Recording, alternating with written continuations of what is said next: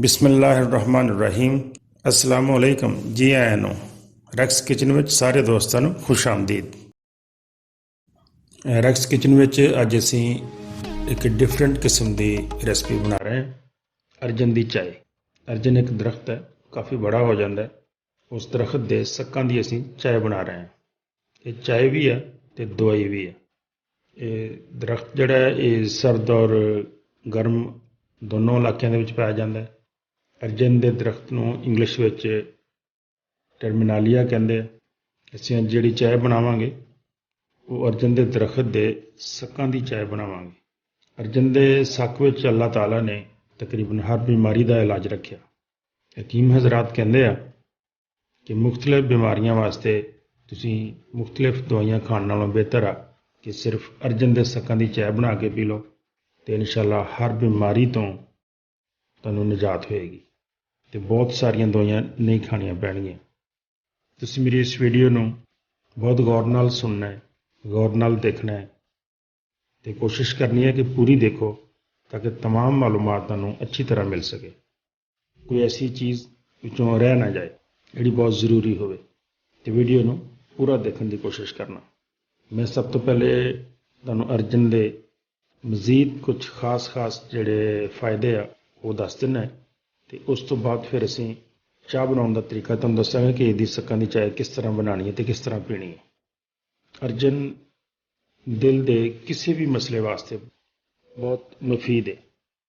ਬੇਸ਼ੱਕ ਬਾਈਪਾਸ ਹੋਇਆ ਹੋਵੇ ਜਾਂ ਸਟੈਂਟ ਪਏ ਹੋਣ ਜਾਂ ਤੁਹਾਨੂੰ ਵੈਸੇ ਹਾਰਟ 'ਚ ਪੇਨ ਮਹਿਸੂਸ ਹੁੰਦੀ ਹੋਵੇ, ਖਿਚਾਓ ਮਹਿਸੂਸ ਕਰੋ, ਗੋਇਆ ਕਿ ਦਿਲ ਦੇ ਕਿਸੇ ਵੀ ਤਰ੍ਹਾਂ ਦੇ ਮਸਲੇ ਵਾਸਤੇ ਅਰਜਨ ਬਹੁਤ ਮੁਫੀਦ ਹੈ।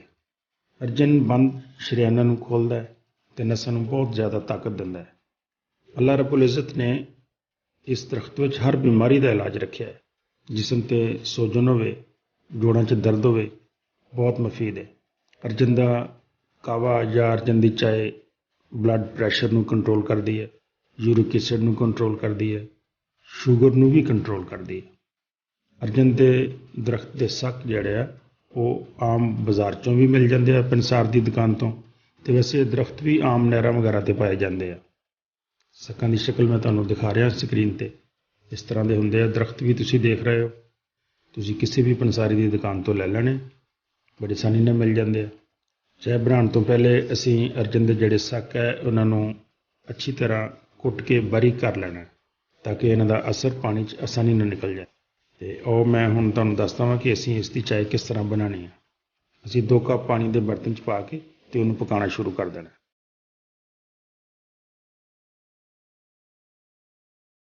ਪਾਣੀ ਦੇ ਵਿੱਚ ਅਸੀਂ 1 ਚਮਚ ਅਰਜਨ ਦੇ ਸੱਕਾਂ ਦਾ ਜਿਹੜਾ ਪਾਊਡਰ ਬਣਾਇਆ ਸੀ, ਜਿਹਨੂੰ ਅਸੀਂ ਕੁੱਟ ਕੇ ਬਰੀਕ ਕੀਤਾ ਸੀ, ਉਹ 1 ਚਮਚ ਪਾ ਲੈਂਦੇ ਹਾਂ ਅਤੇ ਪਾਣੀ ਨੂੰ ਅੱਛੀ ਤਰ੍ਹਾਂ ਪਕਾਉਣਾ ਹੈ। ਅਰਜਨ ਦੀ ਚਾय ਤਕਰੀਬਨ ਹਰ ਸ਼ਖਸ ਨੂੰ ਪੀਣੀ ਚਾਹੀਦੀ ਹੈ, ਜਿਹਨੂੰ ਕੋਈ ਬਿਮਾਰੀ ਹੋਵੇ ਜਾਂ ਨਾ ਹੋਵੇ, ਤਾਂ ਕਿ ਜਿਹਨੂੰ ਕੋਈ ਬਿਮਾਰੀ ਨਹੀਂ ਉਹ ਬਿਮਾਰ ਨਾ ਹੋਵੇ, ਜਿਹਨੂੰ ਕੋਈ ਬਿਮਾਰੀ ਆ ਉਹ ਬਿਲਕੁਲ ਠੀਕ ਹੋ ਜਾਏ। ਅਰਜਨ ਦੀ ਚਾय ਸੁਬਾਹ ਨਾਸ਼ਤੇ ਤੋਂ ਬਾਅਦ ਤਕਰੀਬਨ 1 ਘੰਟੇ ਬਾਅਦ 1 ਕੱਪ ਰੋਜ਼ਾਨਾ ਪੀਣਾ। ਅਰਜਨ ਦੀ ਚਾय ਦੀ ਤਾਸੀਰ ਕਦਰੇ ਗਰਮ ਹੁੰਦੀ ਹੈ ਅਤੇ ਹਕੀਮ ਹਜ਼ਰਾਤ ਕਹਿੰਦੇ ਆ ਕਿ ਇਹਨੂੰ ਨਵੰਬਰ, ਦਸੰਬਰ ਅਤੇ ਜਨਵਰੀ 3 ਮਹੀਨੇ ਪੀਣਾ ਚਾਹੀਦਾ। ਗਰਮੀਆਂ 'ਚ ਰੈਸਟ ਕਰੋ, ਅਗਲੇ ਸਾਲ ਫਿਰ ਨਵੰਬਰ, ਦਸੰਬਰ ਅਤੇ ਜਨਵਰੀ 'ਚ ਪੀ ਲਓ। ਇਨਸ਼ਾਅੱਲਾ ਸਾਰੀ ਜ਼ਿੰਦਗੀ ਬਿਮਾਰੀ ਨਹੀਂ ਆਏਗੀ ਔਰ ਦਿਲ ਦੇ ਮਰਜ਼ਾਂ ਤੋਂ ਬਿਲਕੁਲ ਪਾਕ ਸਾਫ਼ ਹੋ ਜਾਓਗੇ। ਕੋਈ 8-10 ਮਿੰਟ ਪਾਣੀ ਪੱਕ ਜਾਣ ਤੋਂ ਬਾਅਦ ਅਸੀਂ ਇਹਦੇ 'ਚ 1 ਚਮਚ ਕੁਜ਼ਾ ਮਿਸ਼ਰੀ ਦਾ ਪਾ ਲੈਂਦੇ ਹਾਂ। ਅਗਰ ਤੁਸੀਂ ਇਹਨੂੰ ਮਿੱਠੀ ਪਸੰਦ ਕਰਦੇ ਹੋ, ਜ਼ਰੂਰੀ ਨਹੀਂ ਹੈ, ਅਗਰ ਤੁਸੀਂ ਵੈਸੇ ਹੀ ਪੀ ਸਕਦੇ ਹੋ ਤਾਂ ਤੁਸੀਂ ਕੁਜ਼ਾ ਮਿਸ਼ਰੀ ਤੋਂ ਬਗੈਰ ਵੀ ਪੀ ਸਕਦੇ ਹੋ। ਅਤੇ ਅੱਧੀ ਚਮਚ ਚਾय ਦੀ ਪੱਤੀ ਸ਼ਾਮਲ ਕਰਨੀ ਹੈ ਅਤੇ ਕਾਵੇ ਨੂੰ ਮਜ਼ੀਦ ਥੋੜ੍ਹਾ ਜਿਹਾ ਹੋਰ ਪਕਾਉਣਾ ਹੈ।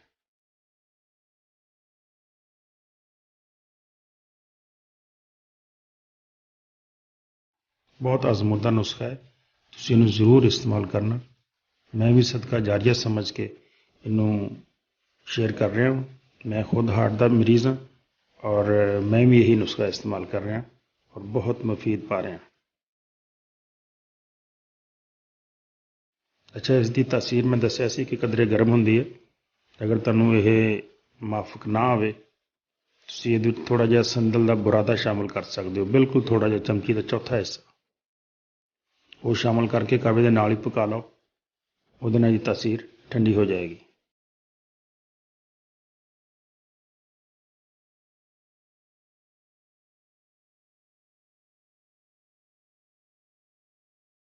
ਸਾਡਾ ਕਾਹਵਾ ਅੱਛੀ ਤਰ੍ਹਾਂ ਪੱਕ ਗਿਆ।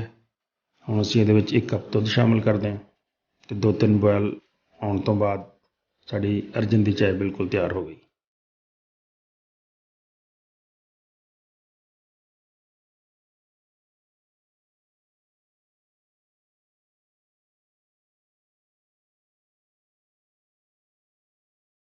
ਚਾय ਦਾ ਟੇਸਟ ਬਹੁਤ ਅੱਛਾ ਬਣਦਾ ਹੈ।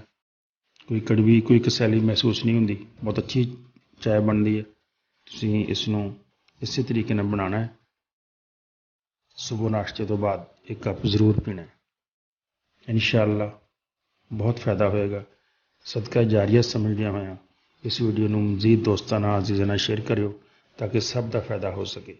ਮੇਰੀ ਵੀਡੀਓ ਪੂਰੀ ਦੇਖਣ ਦਾ ਬਹੁਤ ਸ਼ੁਕਰੀਆ। ਅਸਲਾਮ ਅਲੈਕੁਮ।